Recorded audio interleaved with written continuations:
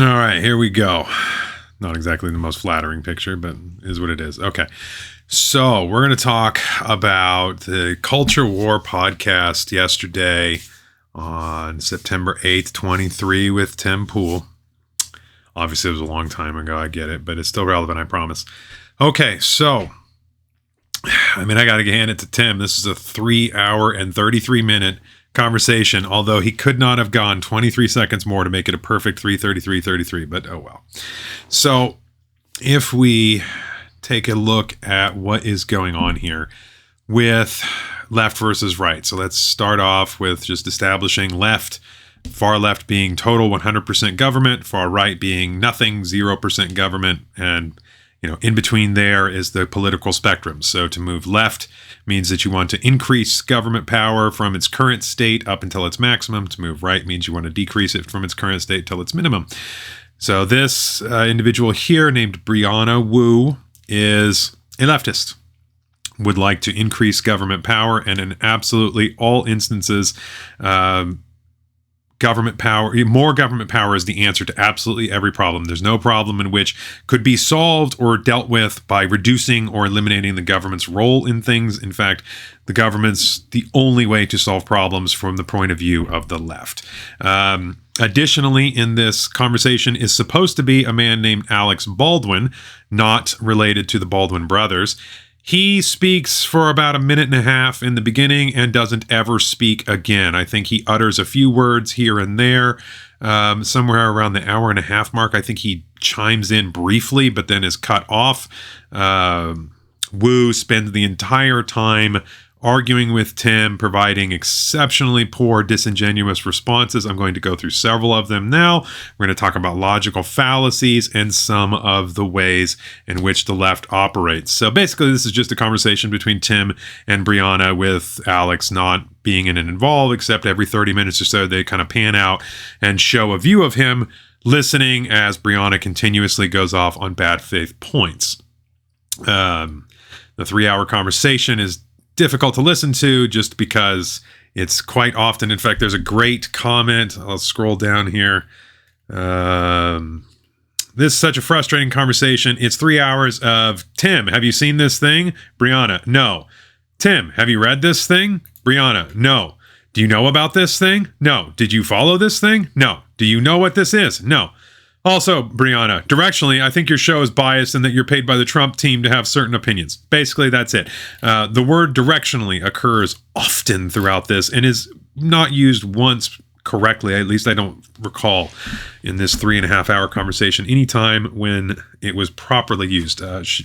Another thing that is said often is proportionality or proportionally, and attempts to paint Tim as some kind of instigator, which is hilarious. All right, so we're going to play some of the clips and then we're going to respond. So this one is starting off with some great projections. So we'll go, this is a little bit sooner, but this is cottage industry that has exploded since Gamergate on all sides. I think it's primarily on the right, but we certainly have actors on the left that do this. They essentially produce political pornography. And what I mean by this is they aim directly at their readers' basest instincts, and they tell them exactly what they want to hear. And it's very often couched in the politics of just destroying people. So that would be an excellent example of projection, because what we have right there is a complete description of the left and how they operate, which is to essentially focus on destroying everything. They make political pornography. They have faux outrage with everything. Think the Alpha Bank scandal with Russia, or the Russiagate, any of the Russia scandals, the P-tape, the Concord, Russia collusion, Russia hacked the election. All of these things are political porn. They are not in any way, there's no sourcing backed on it. Throughout this entire conversation, Brianna will continuously criticize Tim's choice of sources. Remember, Tim only uses NewsGuard certified sources. So these are ones that the establishment says are on the level. But if it's not something that Brianna Wu wants, then it can just be dismissed, because that's how leftists operate. Is if you don't like If they don't like something, they just simply say, oh, your source is bad, my source is good, therefore I'm right, you're wrong, and that's it. It's basically just logical fallacies in, logical fallacies out. There isn't a real attempt. So we'll go back and play just a little more. Treating your enemy as inhuman. And treating your enemy as inhuman, like calling Trump bunker baby and calling Trump and all of his supporters maggots and terrorists. They say stochastic terrorists all the time. They call Christians terrorists. They say that white people are inherently racist, and yet it's okay for the left. Just, again, blatant hypocrisy. I think this really deeply harms our country. I don't think it's unique to any one side. I think the industry exists on the left and the right. And I think people on the right would say it's the left doing this every day. And people on the left would say it's a problem of the right. When in reality, as CGP Grey described it, he had a video, I don't know if you've seen it, called this, what is it called? This Video Will Make You Angry or something, where he explains that no one in these spaces are talking to each other. Yeah. They're talking within their group about the other. Right. Which means. And that right there describes perfectly what it is that I'm talking about. Each side talks past one another. They don't listen to the other. But it is pronounced far more on the left than it is on the right. On the right, that problem does exist, but it is incomparable to the left. And we can come here. Let's take a look at Brianna Wu's Twitter profile. So this is from the date of the day prior.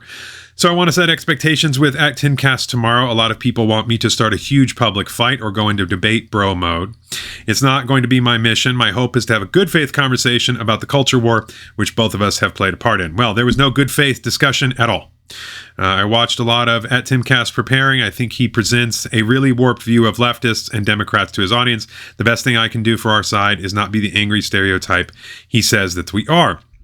I do believe it's important for Democrats to go into right-wing spaces, but not to conquer, but to persuade. I think we have better ideas for the country than at Timcast does. I hope he will give me civil space to talk about them. Not only did he give you the civil space, but you talked over Alex every single time. You wouldn't let him speak at all. You talked over Tim repeatedly and then kept saying, let me finish, as you interrupted Tim repeatedly. So no good faith at all. All right, so let's see. So 102 is the next one. 102.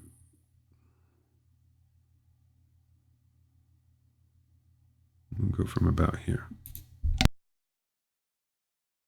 Do anything wrong where it's absurd, but you don't understand the historical context of what an alternate elector is and how they operate. Mm-hmm. Knowing the election of 1960, I'll tell you exactly what happened. Hawaii went Republican. It was certified Republican. The Democrats convened an alternate slate of, as you described, fake electors and delivered the fake electors to the electoral vote count. Richard Nixon, as vice president, said, I am not going to count the certified vote. I'm going to choose the Democrat vote. Does anyone oppose? They did not, and it was chosen. Now, you can argue that shouldn't be done. You can argue that the Republicans should not have done it. But it's not a crime to say that the process of the Constitution requires there be electors in the event a lawsuit is won in court. Okay. That's in fact the only way it could be done. All right, before I allow the response here, let me start off by talking about exactly what's done here. So you saw the flippant attitude upon the individual's face when Tim was discussing what Nixon did during their, when they brought their faithless electors, what is determined by Brianna Wu as faithless electors, which are fake electors, which they're not. It's perfectly legitimate to do. This is one of the left's key talking points, is that Trump has brought in these fake electors and that it was a conspiracy. No, it wasn't. They were alternate electors for if their court challenge was successful. That's it. That's identical to what's been done in the past. Nobody had an issue with it when it was done prior. And now all of a sudden the Democrats act as if it is some big deal. And you can see the look there with that flippant response, like, oh, this is impossible. And we're going to get into the absolute most disingenuous response here. This is great. So pay close attention to how this works. Things here. The first thing is, Trump is facing, I don't 94. care about Jenna Ellis as much as I care about Trump, right? There are multiple indictments in multiple states. Trump is the person I care about. And I think it's worth saying, like, we haven't had a chance to really talk about Ukraine policy yet. But, you know, like when Donald Trump went and like January 6th happened, like this was like just roll the credits for Vladimir Putin on like seeing the United States destroy itself. Like this was his wildest absolutely. dream. Well, you had China as Jackson well. Hinkle on here to just put forward pro-Kremlin propaganda. Coming back to this, All right, so notice how nothing said there had anything to do with what Tim was talking about whatsoever.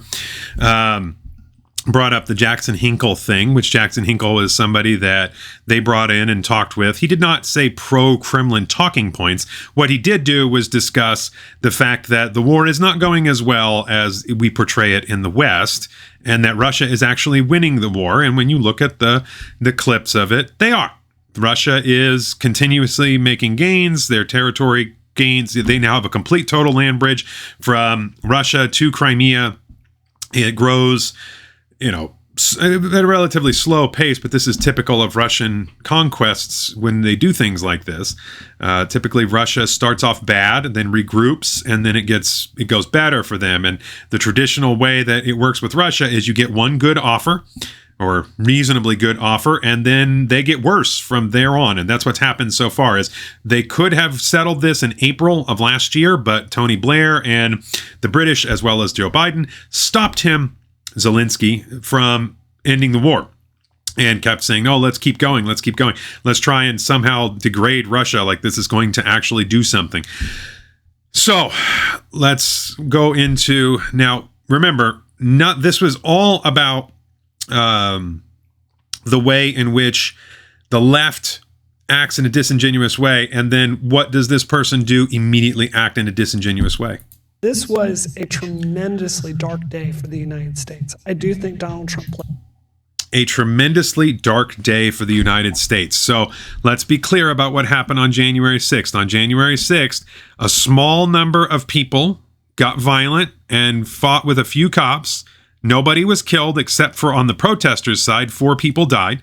One person was shot while standing in a room with multiple armed officers, shot through a door of which she presented no threat from getting through.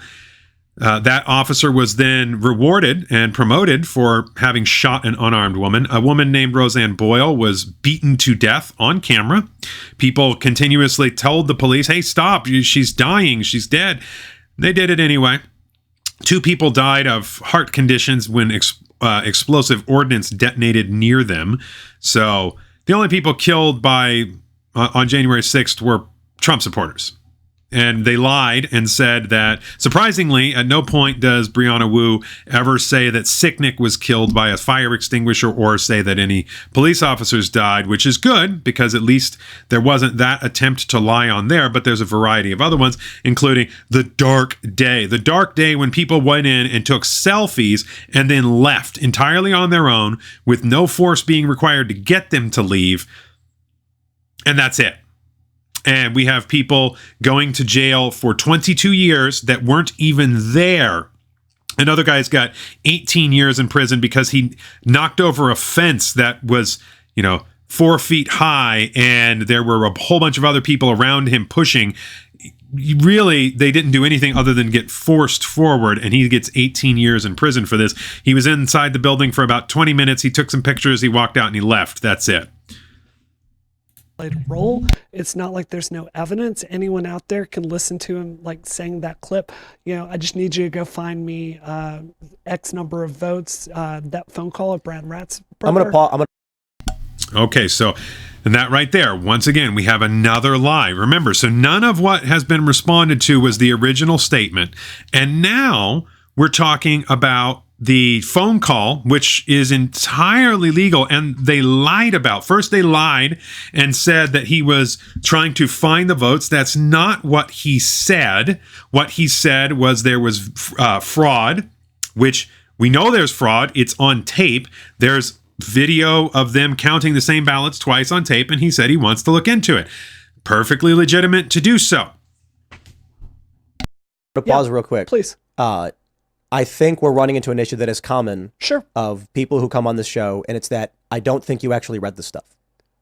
Did I sit down, read every single indictment for the 5 Not the states? indictment. Yeah. Did you read the conversation between Raffensperger and Trump that led to the "I just need you to find the votes"? I listened to that entire clip multiple So times. what was yeah. the full context is not as you described it. The full content? Are you kidding me, man? Come on, he was obviously trying to do a mob push on The him. full context is we found Tim. double counted votes in, I think it was Fulton. Those were removed. Oh, right? Tim. Saying "oh Tim" isn't a response to the point I'm making. I Do you just have a don't response? think Or? it's, I don't think that's a credible argument. So I'll do this. So there we go. Don't think it's a credible argument. It's on film. It's literally on film. And the phone call was recorded. And this person has the audacity to say, I came to a different conclusion. Yeah, because you're delusional. That's how it works. The left believes what they want and they don't care about reality. Tim did a great job of showing that. Okay, so now 152.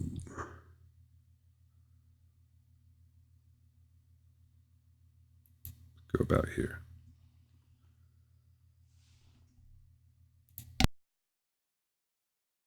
Up and demand. Well, yeah, but I mean, to it, and there's not Hunter Biden asymmetry called here. DC to get Ukraine prosecutor fired for Burisma, his ex-business According to partner. the Free Beacon. And the Free Beacon is NewsGuard certified 80%.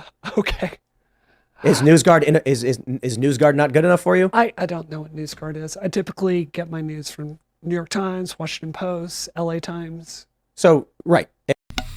Okay, so that I picked a good spot there. So there we have just laughing at NewsGuard. Oh, I don't know what NewsGuard is. Oh, okay, so you're not that well informed and you don't pay much attention because NewsGuard is promoted by all three of the people that was referenced. So the New York Times, the LA Times, Washington Post, all three of them are NewsGuard certified. All three of them are aware of what NewsGuard is. All three of them promoted NewsGuard. All three of them also reported on this story. So just flat out lying. And if Devin Archer has testified that this is the case, you can say they're lying, the media is fake news. I'll take that, fine, sure, whatever.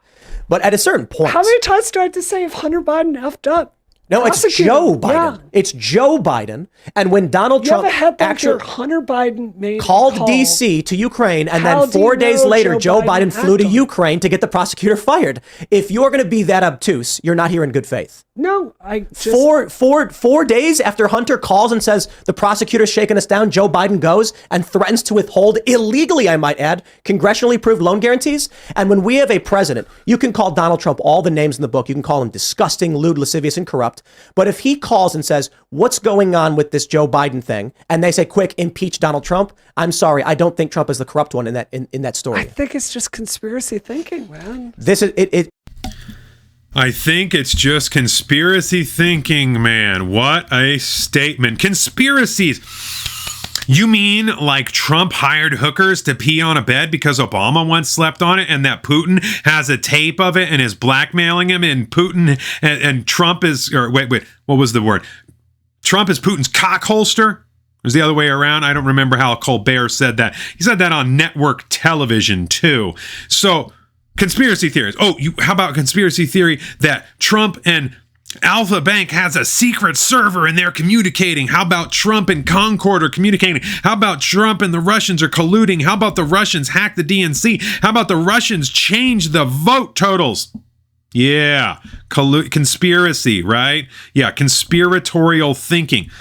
And here we have, once again, and notice what the statement from Wu is, which is, we have a story that shows Hunter Biden is directly connected. So Hunter Biden gets a job at a Ukrainian gas company. Hunter Biden has zero experience in the energy industry. Hunter Biden does not speak Ukrainian. He does not speak Russian. Those are the two languages spoken in there. So what is he doing at a Ukrainian energy company, at a gas company? Is he going to take notes at meetings? Is he going to file production reports? Is he going to pay bills? Is he going to be involved in personnel when he can speak to no one, when he can read nothing, and he knows nothing about the job, but he gets paid $83,000 a month? We now know that the reason why he was doing it was because he was selling access to his father, which even the media has admitted, and they're claiming, oh, well, he didn't really have access. He was just selling the illusion of access. Doesn't matter. It's still a crime. And we have Joe Biden's multiple aliases, which show that they did, in fact,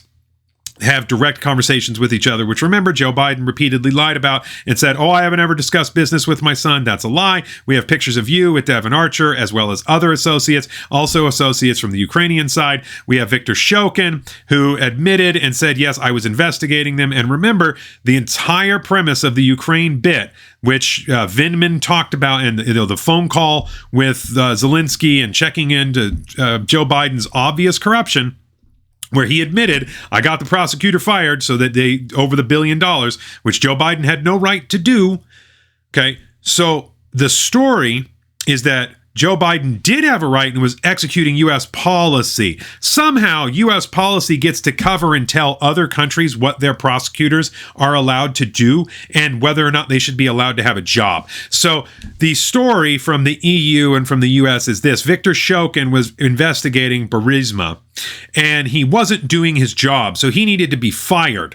The guy that they brought in to replace him dropped all the charges against Burisma. So explain to me how Shokin wasn't investigating if the replacement said there was nothing there.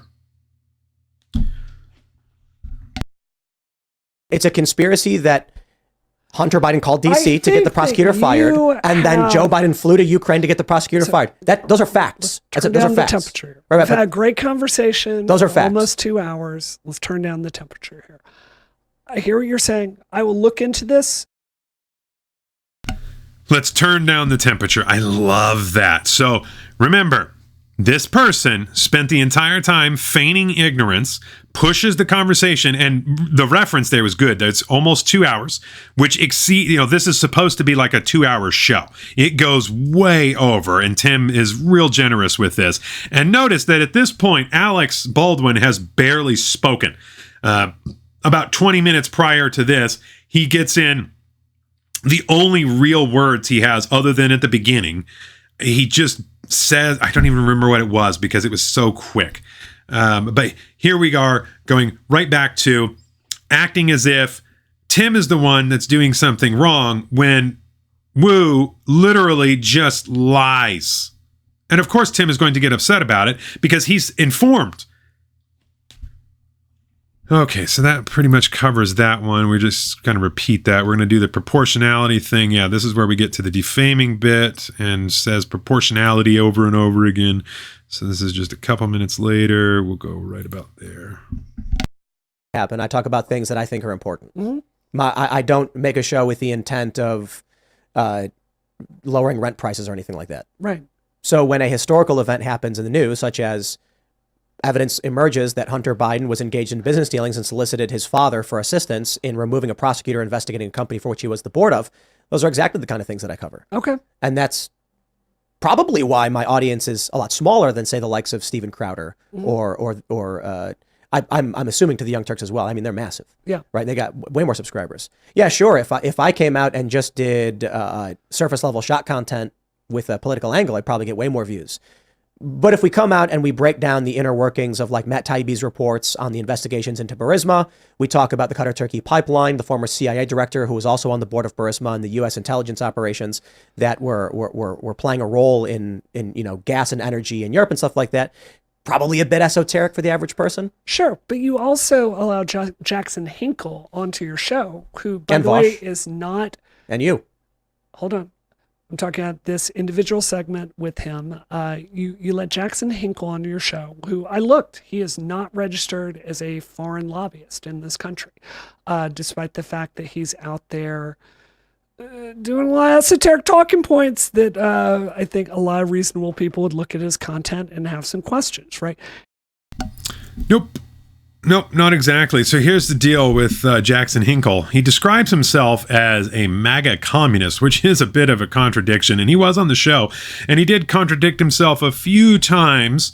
And unfortunately, Ian did not do the best job of pushing back. Tim let him talk, but he should have pushed back a little bit harder. And Phil was not present. I think Phil would have done a pretty good job at pushing back on his statements that are really nonsensical.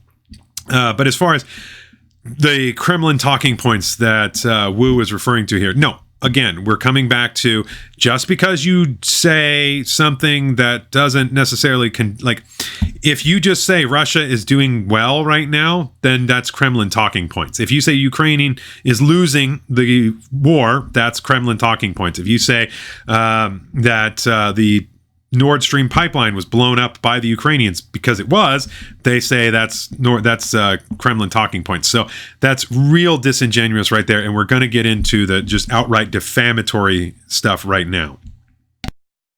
And he is putting a bunch of stuff out there, the most pro-Russian argument you could possibly have in a million years. Talking about Russia as... Notice the hyperbole there, the most pro-Russian argument in a million years. No, not even close. I could come up with dozens of far more pro-Russian talking points. The guy doesn't come out and say we should be like Russia. He doesn't come out and say Russia's the greatest country. What he does do is he does talk about some, and I'll agree and disagree. So one of the things he made a point of is that the Soviet Union brought a farming agrarian society into the modern world. That's actually true to a certain extent. The Soviets did do that. They did it by killing 60 million people. So there were better ways to have accomplished that goal, and it could have been done without the violence. So it's true that the Soviets did, in fact, take an agrarian society and turn them into an economic powerhouse. That could have happened under a number of other systems. So it's not really a good argument, but at the same time, it's also not an ultra pro-Kremlin talking point to the millionth power. I mean, this is hyperbole to an extreme, and this is what I'm talking about when it comes to the left. It's always just take it to the extreme, focus on an edge, and then pretend that you're not gaslighting people when you are. We'll go a little bit longer here and then to the next one. If they are strong and powerful and smart, and the United States is weak and dumb and fragile. And I watched the whole segment. No other voice, no contesting any of it. And I just think if you're talking about like proportionality, I think that looking at what's going on with hostile nation states, I think that like you're so quick to believe this stuff about America. It doesn't seem credible to me. I don't understand why you're pulling up a single guest that we just had on the show and not any of the other guests because who have been in favor of it conflict is in Ukraine. Indicative of the argument I have against your show, which that is we've proportionality. hosted one person who is in favor of Russia's conflict? I think that it is indicative of how... And again, it's not even really to say that he was so much in favor of it as just acknowledging the reality. We can go back to 2011. The Rand Corporation specifically warned and said, if we go in and court Ukraine into NATO, Russia will invade them. That is a red line. And it's not difficult to understand why. All invasions of Russia go through Ukraine, or the territory that we now call Ukraine. And you cannot invade Russia from the north. It's not possible. The mountains prevent that from happening. You can't get armor through there. You have to go through the south, and there's only a certain window of opportunity. You cannot do it during the spring. It's too muddy, and you can't do it during the winter. But you can do it during certain parts of the year. And that is what the Russians are concerned about, okay, is that they cannot allow a hostile foreign force on their border in Ukraine. Remember, we promised not 1 inch eastward and then proceeded to court Latvia, Moldova, Romania, and a variety of other nations that closely border Russia. Now, the thing about it is all of those ones are in the north, and there's no invasion path through there, and Russia knows this. So although they don't like it, it's not a red line. Ukraine was a red line. We always knew that it was a red line. And so it's real disingenuous to say that it's pro-Russian to simply acknowledge the fact that, look, we ran a coup in 2014. We installed literal fascist neo-Nazis in the form of Svoboda, a man named Oleg Tannibok, who goes around talking about a, quote, Jewish Muscovite mafia that has to be annihilated. Okay, that's who we put in there. And Poroshenko was related to this guy. Victoria Nuland had a famous phone call with the Prime Minister of Estonia where she said, F the EU. And the media reported on the conversation. Even Tim sometimes reports on it. And this irritates me that Tim doesn't talk about it. In that conversation, the Prime Minister of Estonia specifically talked about the fact that the people that were shooting were the Maidan protesters. It was them shooting at themselves, killing their own people that set this in motion. The whole issue with Ukraine in 2014 to begin with was you had Yanukovych, who was quote unquote a Russian puppet. No, he wasn't. He just didn't hate Putin. He didn't like despise them like the EU did at the time. And so in 2014, the Russians have a deal with Ukraine to have gas going through there to Europe. And so Ukraine benefits from this. They want to maintain this relationship with Russia, which interestingly enough, Russia continued to pay Ukraine for the money for the gas that goes through their country, even as they were invading them, which is so strange. Anyway, so Yanukovych was given a deal by Putin that said it was non-exclusive. You could have a deal with Russia and a deal with the EU. The EU said, no, you can only have a deal with us. You have to tell Russia to essentially pound sand. So what they were telling Yanukovych was, you can only deal with us and you can't deal with the guy that's directly on your border where you have a huge gas contracts with. That makes no sense whatsoever. Yanukovych told the EU to pound sand. He signed in a deal with the Russians. And if the EU won't sign a deal with him, I guess, oh well, because they make way more money with the Russians than they do with the EU, so it benefits them to do that. But it would be great if we could just work with everybody. But instead, the EU said no and ran a coup to remove Yanukovych. And Larry Diamond of the CFR helped promote a video for it. I'm not going to go through the entire thing, but that's what happened there. And so to talk about it as if like Putin woke up and said, I'm going to choose violence and be the most evil bastard ever and just invade a country for nothing, that's not truthful. Okay, so we're going to skip just a little bit to 159. We'll actually just skip there. Well, you said it's evil, like, I mean, directionally. like, do we want to talk about, the senator's name? I'm forgetting. The commission with, like, the heart attack gun. We want to talk about MK Ultra. Do we want to talk about the operations against Martin Luther King and Malcolm X? I mean, come on. I don't see it.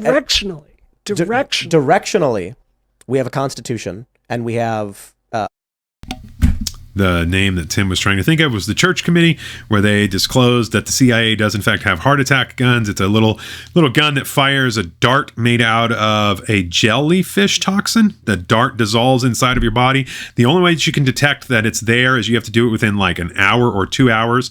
It's really difficult to detect, and it mimics identically a normal heart attack. So it's something to consider. Every time you've ever heard of a heart attack and they're totally normal and healthy, there's always a possibility that was done by the CIA. A government of, for, and by the people. What do we have today?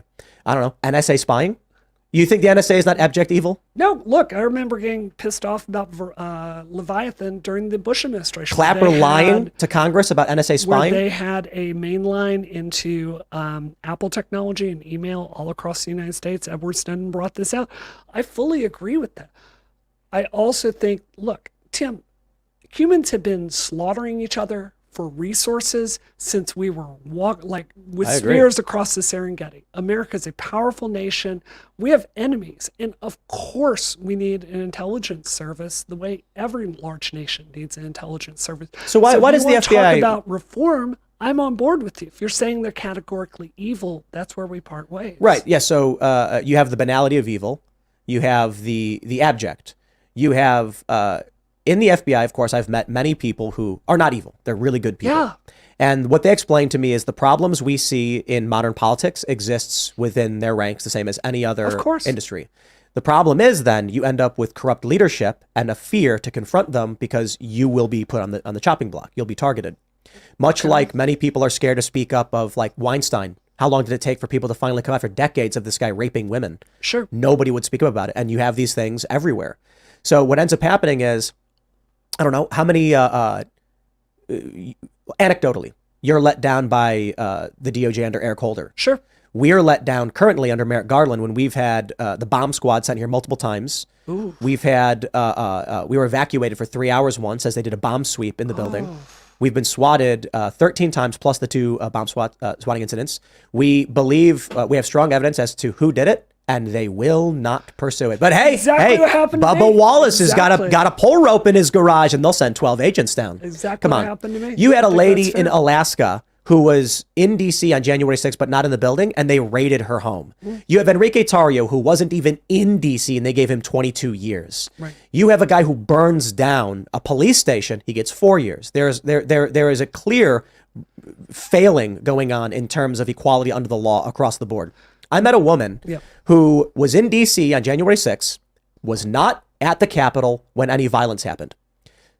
Several hours after the violence had halted, she and her husband had walked on the opposite side of the building where the riot was, and they walked up the stairs with no police around, with no barricades. She didn't know what was going on, and she apologized to the federal police, to the Capitol Police, and to the court, saying it was a misunderstanding. She didn't know, and they said, "We don't care. You were part of a mob," and they sentenced her. Their sentencing guidelines were 16 months. I have to say, I saw your tweet the other day with the Proud Boys leader that was very correctly sentenced to a very lengthy sentence. For what did he do? You were going after What did he do? some. Hold on, Tim. Well, no. You said going- correctly. Now answer that. You were going after. He helped organize this from behind Organize the what? scenes. The insurrection against. Did you follow the Capitol. case? That's not what they've alleged. I can't. They did not answer allege your that. Question if you Don't say let something. Me talk, Tim. They did not allege he organized it behind the scenes. There were messages that were out there of him helping. All right, that's more than enough for what I wanted to do there. So notice Tim pushes hard and Wu cannot answer because, of course, there is no answer there. Clearly, Wu does not pay attention to these things, forms an opinion, what the TV says to do, and then just runs with it. And Tim calls out correctly on that. Don't really have much to add. It's just pretty pathetic. Okay, so now we're going to go to 204. Move some goalposts over here. Should be go right there. Came to the conclusion that, like, look, this looks like a serious court case with very serious problems, and this seems like a just sentence. It was even adjusted down as per the sentencing guidelines. Do you know why Owen Schroyer, what his sentencing, his charging documents, his sentencing documents? Do you believe that the people that planned the insurrection, Who planned it? they don't need to be put in jail? No, hold on. Who planned it? Do you believe that the people that the justice system has found to You see, you changed your question. I'm trying to ask you a question, man. The Stop people who, interrupt- the hold people on. who. All right, so you see how that works. So initially, the attempt is to try and say that everybody there is responsible and it's this deep insurrection. It was planned and orchestrated, except it wasn't. There was nothing about that event that was planned or orchestrated. We see that with Tario. We saw that in the, he didn't tell them to go do anything specifically. He kind of cheers them on when they do things. Well, the one instance where they talk about breaching, he doesn't even say anything. He doesn't respond. And the government even alleges this. They don't even attempt to say that he did that. He wasn't there on the day, and somehow he gets 22 years for some, supposedly planning it, but they couldn't even demonstrate that he did. And once again, we see here what the left does.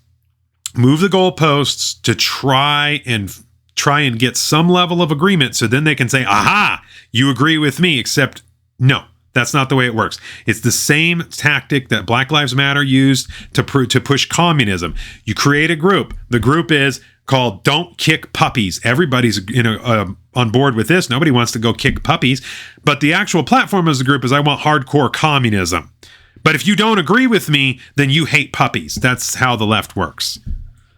Okay, so now we're going to go to 215.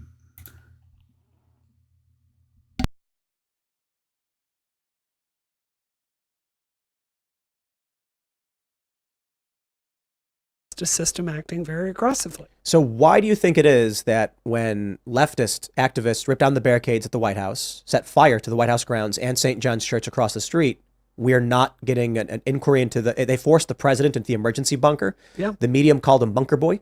Where's our 529 commission in Congress to figure out what happened when these people tried breaching the White House and nearly destroyed a historic church, the presidential church? So, look, this is just me speculating about this, but one of the things it seems like we found in the aftermath of January 6th is that the procedures at the Capitol for these kinds of events were not where they needed to be. Okay, so he's talking about May 29th, 2020, which is, 7 months before January 6th? And the response is to start talking about things that occurred after January 6th. So once again, we show how disingenuous the left is. So on May 29th, the rioters attempted to murder the president of the United States. They sent him to the emergency bunker. They called him Bunker Baby. That was, I didn't really hear Bunker Boy so much. It was Bunker Baby. That was the big thing all throughout Twitter, all throughout the media sphere, was to call him Bunker Baby. That he had to run into the bunker, and Trump was scared of the rioters who breached the fence and would have absolutely killed him had they got a hold of him. And everybody's aware of this fact. They tried to burn down St. John's Church, and the media attempted to say that the riot was stopped with with chemicals, weapons, and tear gas. They fired pepper balls at a bunch of rioters, and the media acted like this was some horrible thing. If you riot, tear gas is acceptable for rioters. That's what you use to disperse rioters. And they tried to claim that it was a chemical attack, but it wasn't. And then they actually justified it, and this is one of their many things that they called a mostly peaceful protest, because only 3% of the people rioted. The rest of them were all mostly peaceful. According to this standard, in January 6th, 99.9% of the people were mostly peaceful and didn't do anything, and about 0.01% rioted. So by any standard, that would be a mostly peaceful protest. So, once again, we can see just how disingenuous this is. And that we do need cameras and surveillance and law enforcement processes and the mechanisms to bring out the National Guard and things like that. Seems like a lot of things in government, we just probably don't have the infrastructure for that. So if you want to pass a funding bill.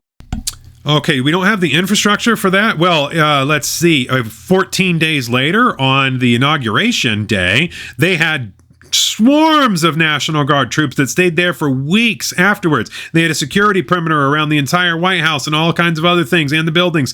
So no, there was plenty of money, plenty of cameras. So absolutely everything that was just said there is a load of crap. To create that infrastructure, I would happily support that alongside you. Well, my point is, we have a January 6th commission. Sure. Or I don't know if they're calling it a commission, but you had the committee. But we've not got that in the other direction for the Summer of Love riots. I think that, if you want to put together Republicans to do that, it seems like a political losing issue to me at this point, because it's quite a while ago, but go. Okay. So it's a politically losing issue to go after something that was quite a while ago. January 6th, 2021. Today is the day of this recording was September 8th, 2023. So quite a while ago, huh? I like this look on Tim's face. This is just perfect, because he's about to say exactly. You know what? I'm going to let Tim say it. You go ahead, Tim. You earned this. Go for it. January 6th was 2.5 years ago. They're still raiding people. January 6th was terrifying in a way I don't think you're acknowledging. Oh yeah, the selfie people. They took selfies. One guy posed with a podium. There was another dude who had horns on his head. Oh, scary stuff. Who set that pipe bomb, by the way? Still haven't heard anything on that. Okay, I guess we had another bit on 216. Oh no, that was it. Okay, so 230.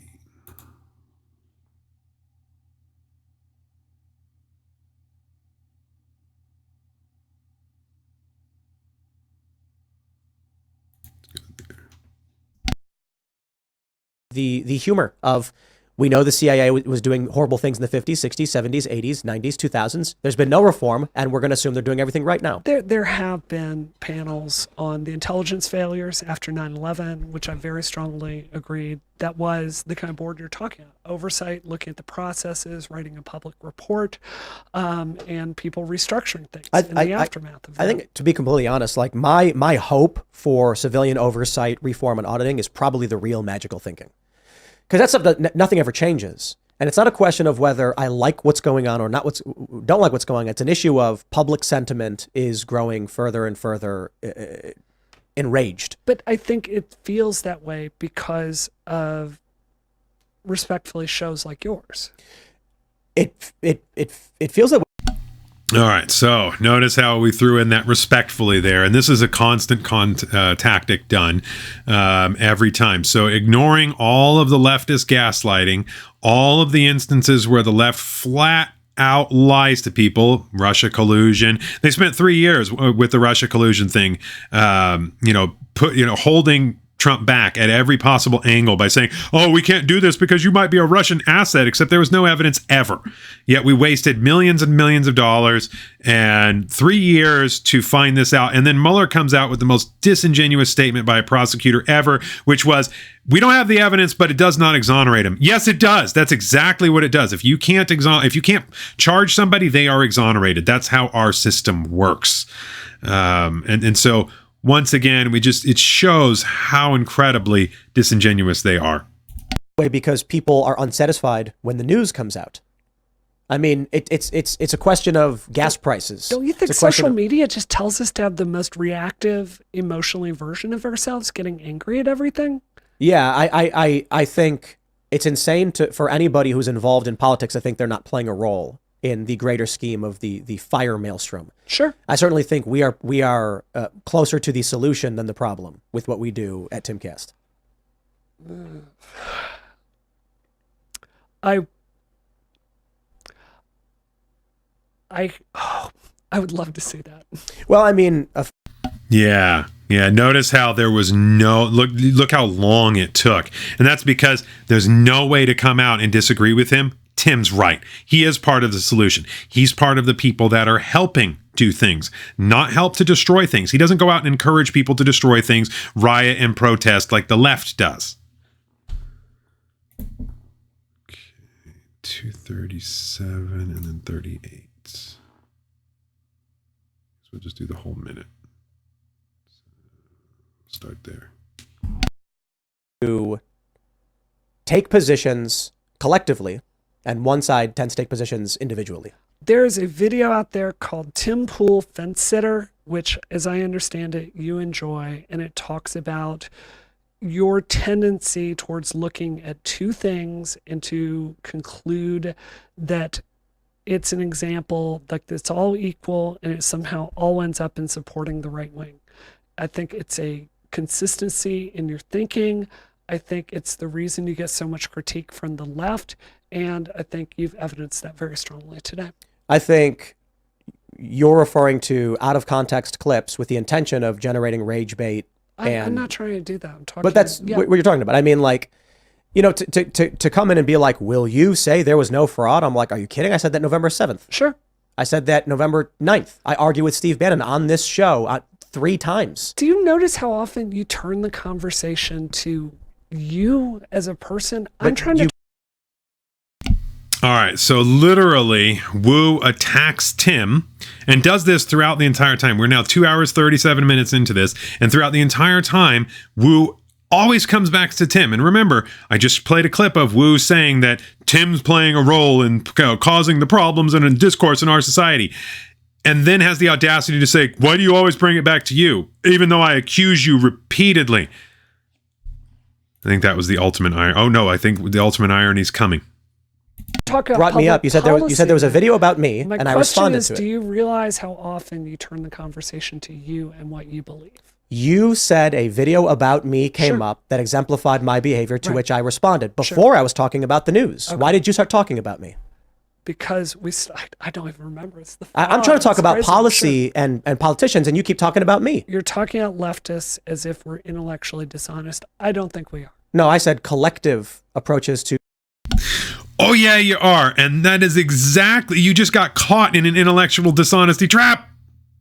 That's the ultimate irony right there. Love it. Okay, and we're going to refuse some reality here. Oh, this one was good. I remember this. About there. My concern, however, is when you look at 2016, they accused Trump of being a Russian spy. Mm-hmm. Jonathan Chait actually went on MSNBC and said maybe going back to the Soviet era, Trump may have been secretly colluding with the KGB or something like that.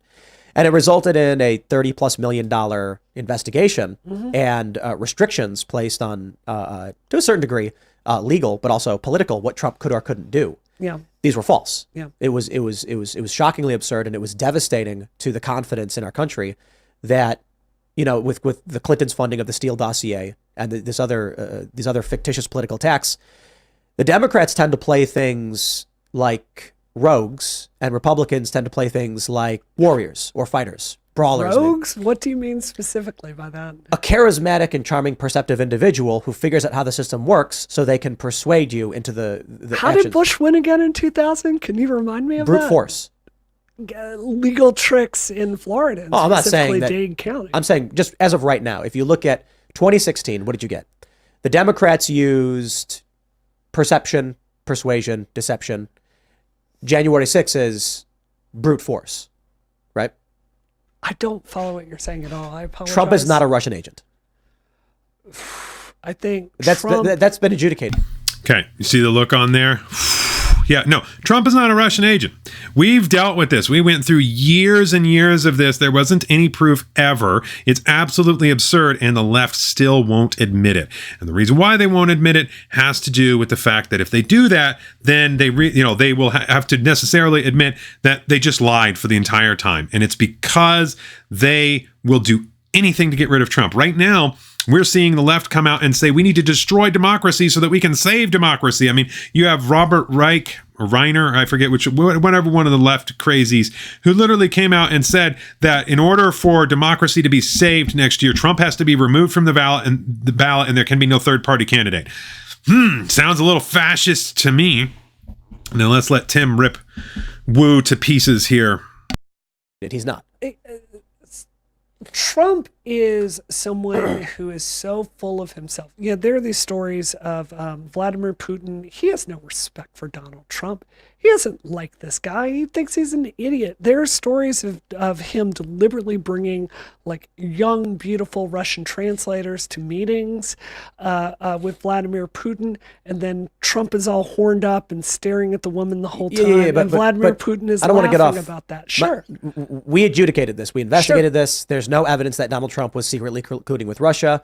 Many of these stories were My outright point is, incorrect. it's not Trump is saying they're taking bribes for Russia. It's he's a useful idiot for the Kremlin. Right. The So we move the goalposts again because absolutely it was taking bribes from the Russians and being hacked. And this little idea that Putin brought in hot translators to distract Trump. Remember, the left cried because there were no translators at a meeting between him and Trump. Putin speaks English. accusation made with like Alpha Bank, for instance. Also, Putin speaks French too. That's why him and Macron get along. It's so absurd. Like, there's videos of Putin actually speaking in English to people. Why it is. Obama said to him, or wait, maybe it was Medvedev. It doesn't matter. They both speak English.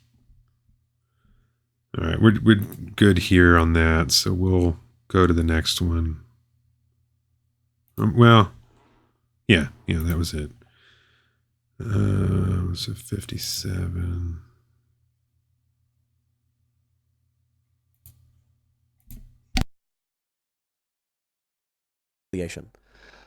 There's nothing I can say to convince you that you're wrong. That's untrue, Tim.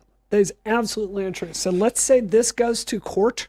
Let's say there's the Republicans, like they're talking impeachment proceedings. If you brought up evidence of this with Hunter Biden, I've said from the beginning, dead consistently, throw him in jail. They have no issue. I'm not talking about Hunter, though. I'm talking about Joe. I know. Should Joe be sent in prison? If a committee goes and finds, like from the video you played, that there's actual intent there, and you want to impeach him, if there's malfeasance in this White House, my position is we need to be prosecuting more politicians. Sure. Would you agree with a Republican panel impeaching Joe Biden and convicting him for these charges? If I swear to God, I don't know if you can tell this about my personality. I would follow that story and I would look at it honestly. And if the evidence were there, I would agree with that. Democrats are actually pretty good at throwing their own people under the bus. Sure. So my position is not. There's some just abject denial of reality right there. No, they're not. Give me an example of a Democrat that throws another Democrat under the bus. They defend them on everything. Joe Biden is literally on film groping little kids dozens of times throughout his entire career. He's dropped the N-bomb multiple times. He's got a video of him saying poor kids are just as smart as white kids. There's a video of him saying, if you don't vote for me, you're not black. There's a video of him that, the corn pop story. you understand Corn Pop is a black guy, right? And that's why Joe Biden doesn't like him, is because he's black. And there's probably a really good chance that that Corn Pop was probably the good guy in this story, that Joe Biden was probably groping little kids, and Corn Pop probably got tired of it and told him to knock it off because it's disgusting. Biden actually talks about it. He's like, the kids, they come over and they rub the hair on my leg. That was a really disturbing thing that he talked about. But if you think about it logically for a moment, I'm fairly certain that Corn Pop was probably the good guy in that story. But as far as Democrats throwing their own under the bus, you mean when Stacey Abrams claimed that her election was stolen from her, and then you gave her had her respond to one of Trump's State of the Unions, despite the fact that she was a losing candidate that had no real experience and nobody even knew who she was. Oh, and now she's still continuing to get prominence within the party. When Hillary Clinton destroyed her servers with BleachBit software and cell phones with hammers, that was cool. Nobody threw her underneath the bus for that. Nobody threw Anthony Weiner underneath the bus. Everybody tolerated him and let it go. When Whoopi Goldberg compared, what did she say? What was her specific? She made light of the Holocaust and said it wasn't a racist thing or something along those lines. And she just got a 2-week suspension and then came back and everybody was fine with it. Yeah, the Democrats don't ever throw anybody underneath the bus. They band together and act as a collective unit. That's why on the left, everybody's the same. That's why whenever you talk to people on the left, they're always identical and they have the exact same positions. On the left, you can't say that a woman can't have a penis, because if you do, you're a bigot, you're a transphobe. You can't say that a man can't be pregnant because you're a transphobe otherwise. It's this collective ideology that is possessive.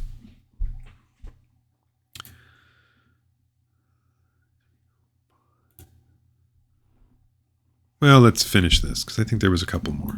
About you individually, I just think when you look at the state of politics over the past 7 years, I have not seen something to suggest that at the conclusion of the 2024 election, America comes together and carries on like normal. In fact, disagree. I think you think the January 6th people are going to just chill out. A friend of mine made a joke to me because I was talking about being in Maryland. They were like, the statement, the thing is touch grass. Tim Pool has touched too much grass. And I think that you notice once again, immediately back to Tim Pool. So Tim asks a question. How are we going to unify in 2024? The January 6th people that you call insurrectionists and terrorists, are they going to accept what happens? And are you going to accept what happens? And what does Wu do? Talks about Tim Pool again. Okay, 305. Electoral votes to count resulted in a committee between Democrats and Republicans, an agreement made to end the Reconstruction era in exchange for an amicable path forward for how the country would be governed for this next election cycle. Right now, we're looking at people who outright are saying that the election was stolen still to this day. Yeah. Owen Schroyer's sentencing guidelines from the prosecutors explicitly cite his speech afterwards as justification for why he should go to prison for 3 months. This is not simmering things down. This is pouring gasoline on the fire. The problem, Tim, is we have a right-wing ecosystem that has we have a right-wing media ecosystem that's amped things up. A right-wing media ecosystem, really? So would that be CNN, MSNBC, ABC, CBS, PBS, C-SPAN, YouTube, Facebook, Twitter up until Musk took over, Amazon? The five largest corporations rather, are Apple, Google, Facebook, Amazon, and Microsoft, all of which lean hard left. So I'd really love to know where this right-wing media sphere is. You mean Fox, OAN, and Newsmax?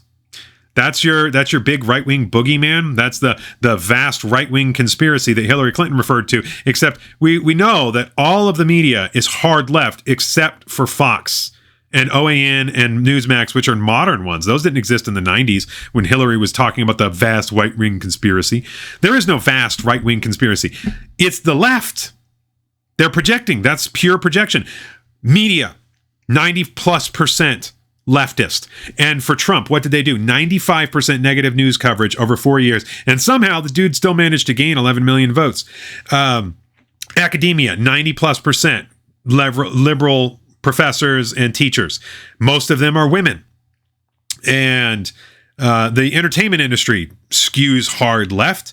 Most of your major media outlets and major media producers are all leftist. They all protected Harvey Weinstein. Not one of them had anything negative to say. Michelle Obama, she protected Harvey Weinstein. There's video of her praising Harvey Weinstein. You know how many celebrities call Harvey Weinstein God? It's absurd. This is pure projection.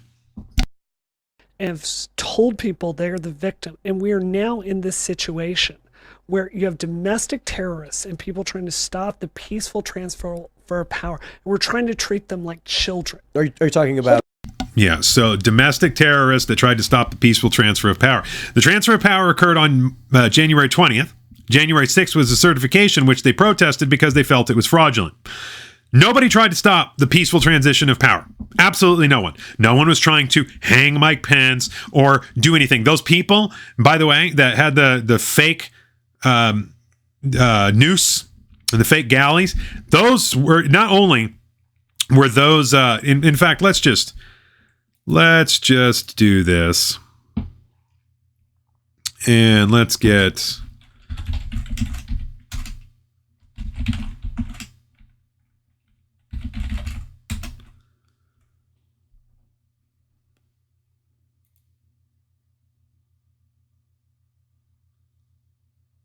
Okay, where is a good...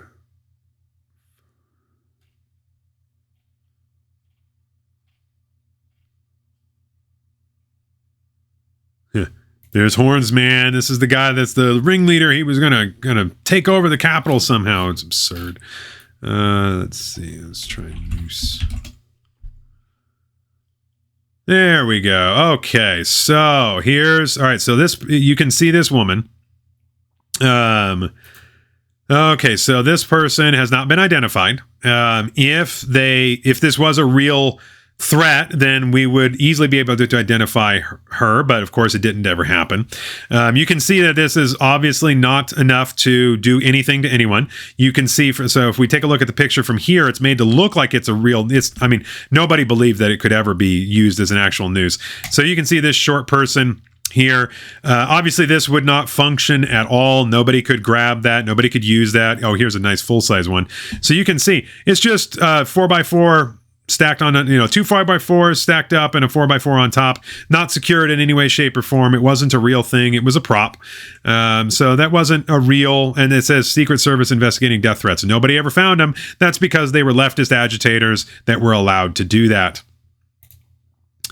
And, oh, look, there's another guy with a thing. But look, he's got his face covered. I wonder why.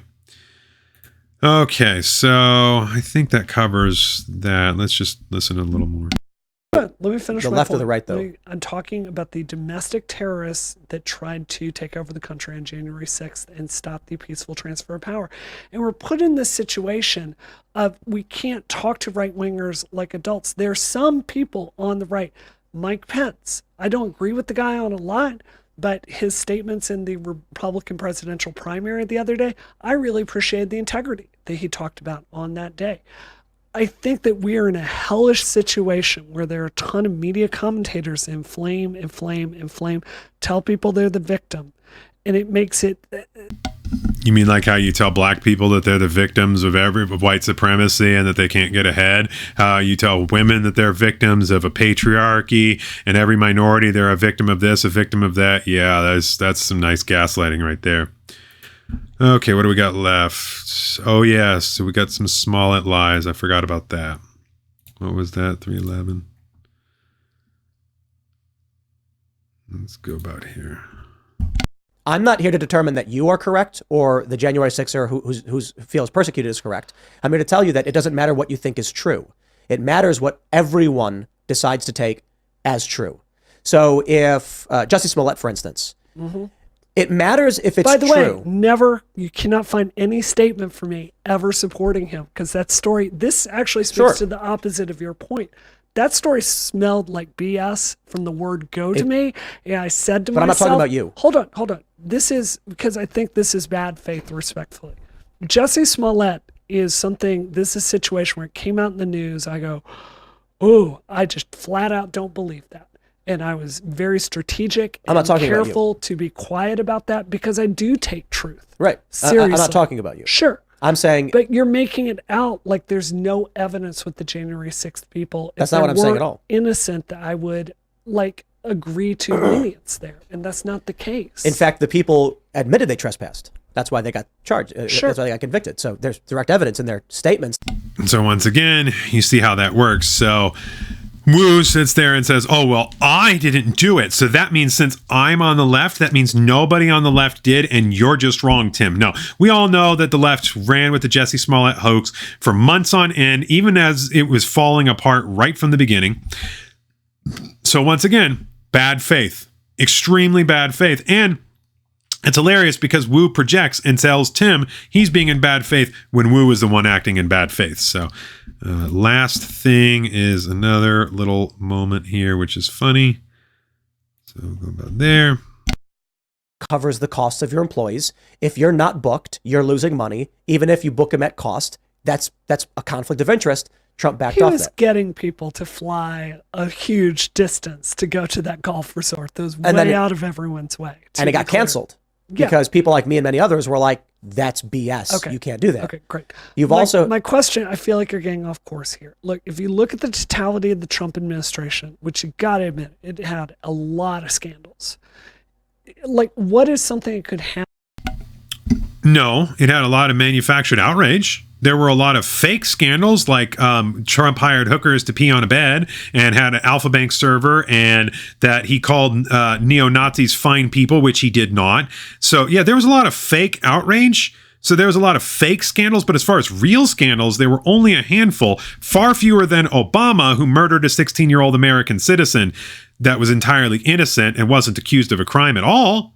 So, yeah. Oh, and Obama used the IRS as a political weapon against his political opponents. And Obama spied on Trump's presidential campaign. Yeah, I think there's some dishonesty going on here. Happen to lead you to the conclusion, like, it's not that the Justice Department is crooked, it's that we're dealing with someone that is fundamentally a criminal. right. There's an infinite number of answers to that question. It's how do you answer that? A photo gets released of Trump brutally murdering somebody to cover up a crime. Okay, so he murders someone.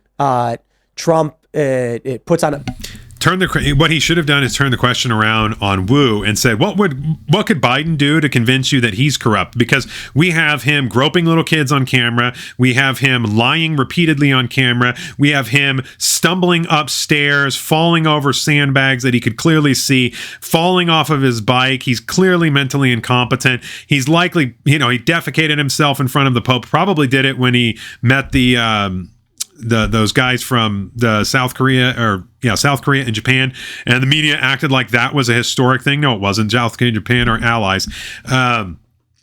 So once again, we the same thing is repeat, and this goes on through the entire interview.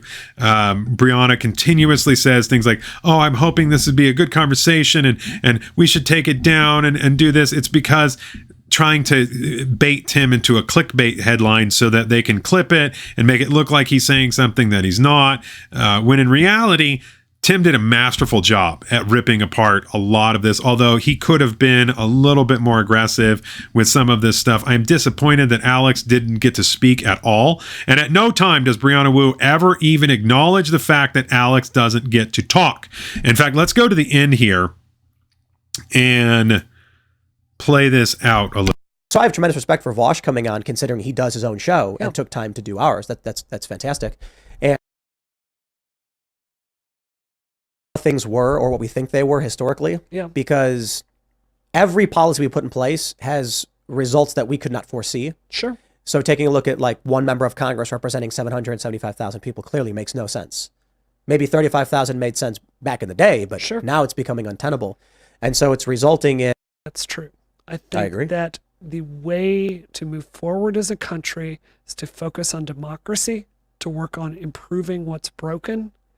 And we need to believe in this. And I think all of us need to get out there and talk to people on the other side, which is why I'm here today. Well, thank you for coming. And Alex, we didn't even talk about Gamergate. No. And it is what it is. I don't know. Whatever. Thanks for hanging out with It us. sort of happened, yeah. But, I appreciate you coming. And I don't know, the conversation went where it went. All the super chats are saying, Alex, pipe down. But, say la vie. We went way over. It was a good conversation. Thank you for coming. I really enjoyed it. And for everybody else, we'll be back tonight at 8 p.m. YouTube.com/TimCast. Okay, so notice Wu laughed, and I wish they would have gone and flipped back to show the reaction on the face there. But clearly, Wu has no care or concern that the entire time was spent with Wu talking and Alex doesn't get a word in edgewise. And there's absolutely no care or concern for that because Wu is, like most people on the left, incredibly selfish and doesn't care about anyone but themselves. That's the basic takeaway from the left is they don't care about you. They just care about you following along with what they have to say. So that is pretty much it. Good job, Tim. But wow. Yeah, I think you should have Alex back sometime so he could actually speak. I'd like to hear what he had to say.